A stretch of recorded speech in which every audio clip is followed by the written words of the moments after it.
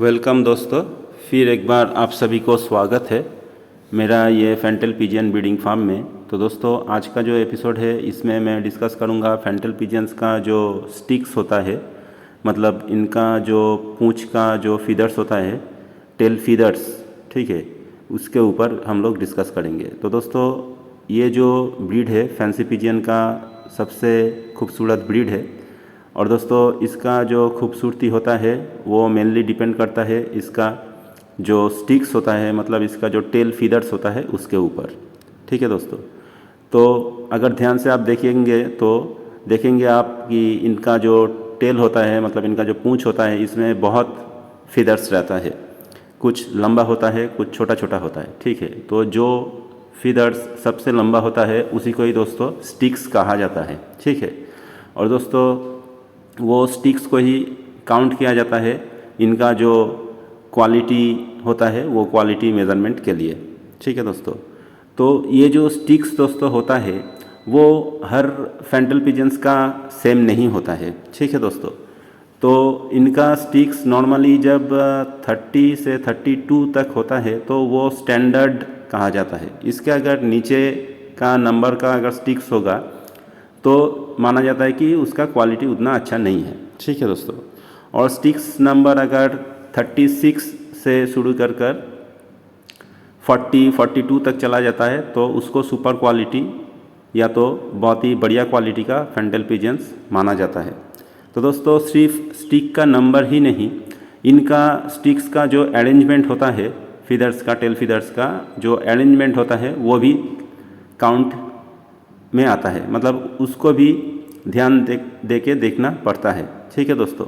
क्योंकि इनका sticks number अगर ज़्यादा है लेकिन फिर भी इनका जो अरेंजमेंट अगर ठीक ठाक नहीं है तो उसका खूबसूरती उतना ज़्यादा फैलता नहीं है, ठीक है दोस्तों। तो जैसे कि दोस्तों आप लोगों को मालूम है कि ये फेंटल पिजियन एक फैंसी पिजियन है। और दोस्तों, इनका जो डिमांड या तो चॉइस जो होता है इंसानों का, वो इनका जो खूबसूरती होता है उसके ऊपर ही डिपेंड करता है, ठीक है दोस्तों।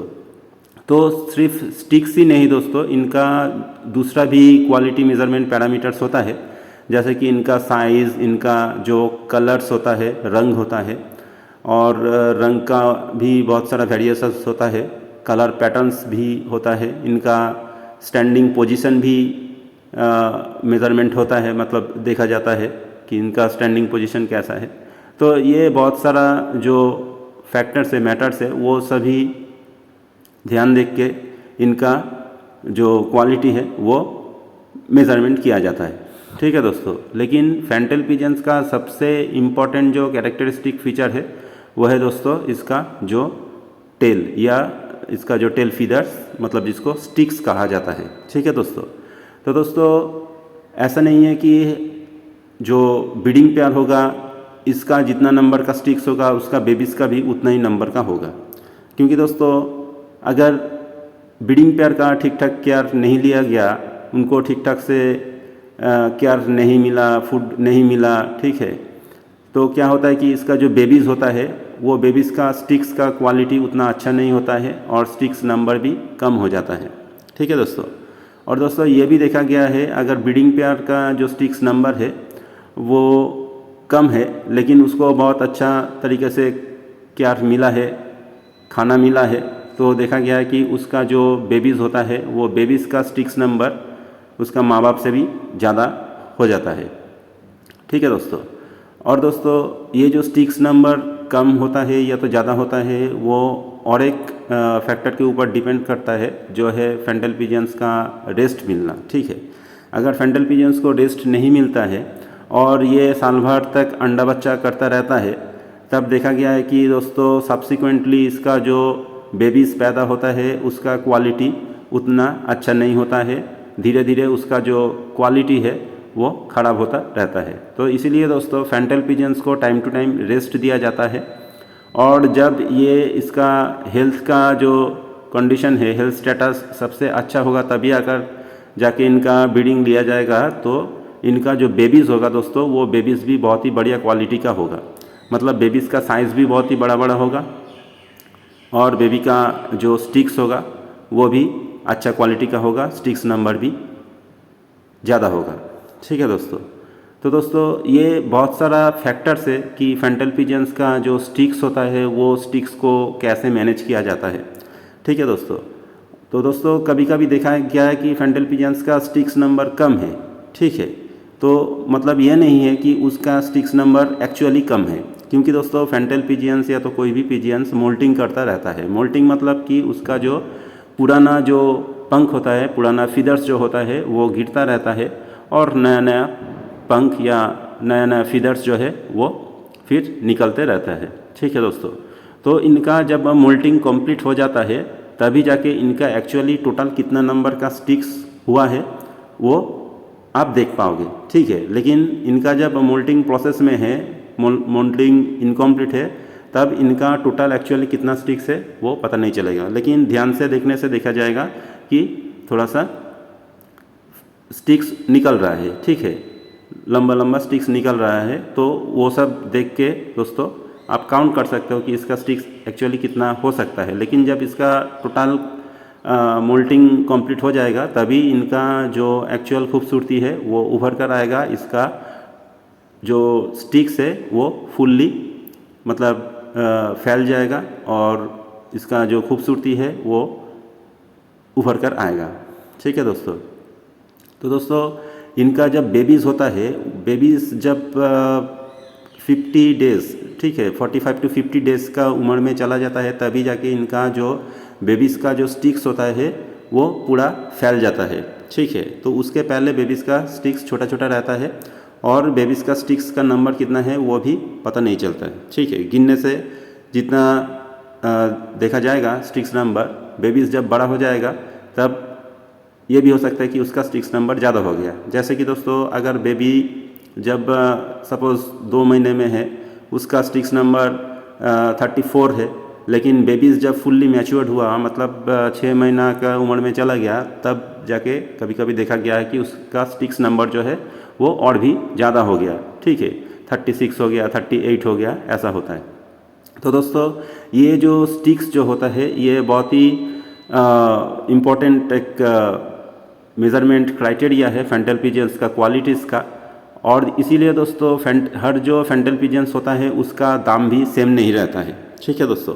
लेकिन ये जो स्टिक काउंटिंग का बारे में मैं बताया वो सिर्फ दोस्तों जो मायने रखते हैं वो इंडियन फैंटल के लिए।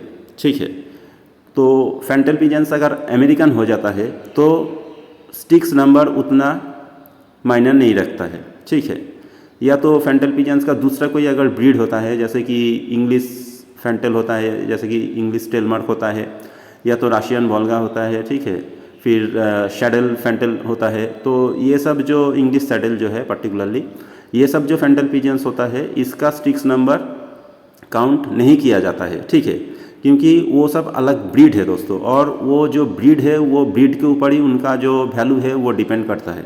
ठीक है, क्योंकि वो जो ब्रीड्स का मैं नाम बताया, जैसे कि इंग्लिश टेलमार्क, फिर इंग्लिश सैडल, फिर रशियन वोल्गा, फिर अमेरिकन फैंटल, तो ये सब एक्चुअली की होता है कि मार्केट में कम मिलता है, तो इसीलिए इनका बहुत ज़्यादा डिमांड रहता है और इनका जो स्टिक्स नंबर है वो उतना मैटर नहीं करता है।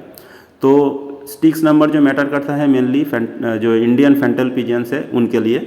और दोस्तों इनका गेटअप, इनका क्वालिटी, ये सब कुछ ही एक्चुअली मेजरमेंट में आता है। इनका कलर पैटर्न, इनका हेल्थ स्टेटस, इनका साइज़, ठीक है, साइज़ में कितना बड़ा है, ये बहुत सारा फैक्टर्स भी है जो काउंट किया जाता है और अकॉर्डिंगली फैंटल पिजन्स का जो प्राइस होता है वो वेरी कर जाता है। ठीक है, तो इसीलिए दोस्तों मार्केट में हमेशा फैंटल पिजन्स का प्राइस जो होता है वो सेम नहीं रहता है। ठीक है दोस्तों।